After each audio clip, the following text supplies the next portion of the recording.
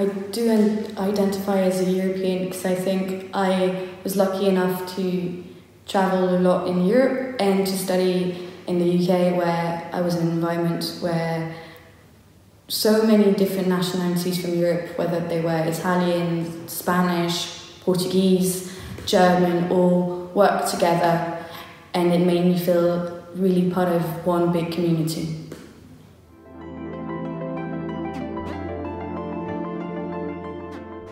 I think it's a weird moment, but I think I was like 15 or 16, and I was visiting a museum in the east of France on First World War, and I don't know why I realised at that point why they've decided to build a Europe that was supposed to guarantee peace and stability after years of conflict and very difficult history between countries.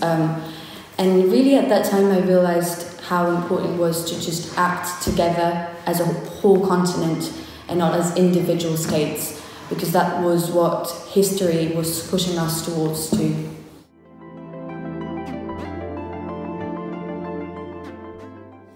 Brexit, definitely Brexit, because I was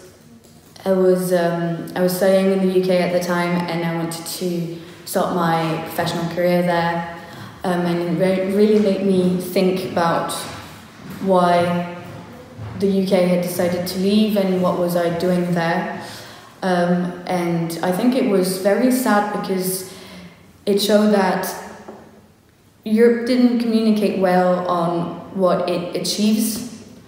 And I think it showed that there was a huge lack of understanding from the British population on what Europe means and why Europeans enjoy and work together well. And I think me as a foreigner in the UK, I felt like I was being rejected, where the only thing I wanted to do is to work in the UK and you know, be there.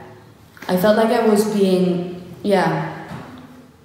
pushed out as a European, because I identified as a European. I was a European and a French person living in the UK, definitely, because as I said, I was with like Spanish people and everything, and we didn't really have the impression that we were like from different nationalities, but that we were sharing this common ground, this common history, some cultural similarities, and so I didn't really feel like I was, you know, French in the UK, but more European in the UK, and that the British population didn't really want any Europeans with them anymore.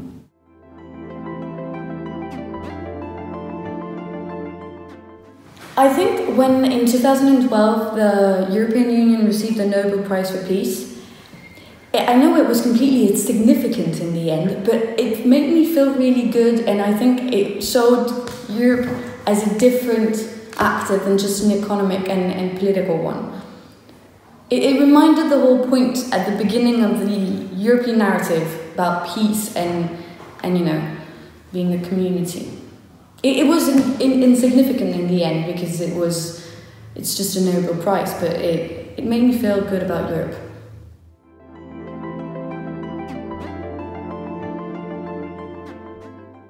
Schengen, the fact that you can travel around Europe without having to, you know, well, without borders, and just the fact that it fosters exchanges, and yeah, I think Schengen is one of the biggest achievements of the European Union, definitely, especially for our generation.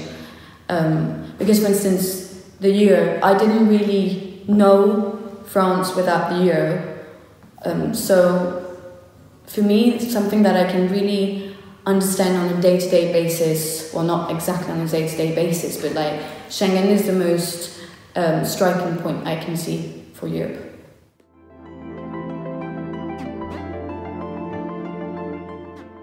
I think greener Europe would be nice, but definitely Brexit. Otherwise, I think we're at a time where we need to think about different Europes. Like when you see what's happening in Hungary or even in Italy more recently, I think we're at a point in European history where we have to build a Europe that is stronger with our neighbours from the east and from the south. And I think we need to achieve the Europe that has more stability. And Brexit is another example of that, is that because of the financial crisis, we ended up going in very different ways, and we had very different ideas of how to solve the financial crisis. And we're at a time now where we have to see a post-Brexit Europe, where we have to build a Europe that is stronger on very solid grounds. And that means sometimes not necessarily working with 27 different countries, maybe fewer countries, but deeper integration, basically.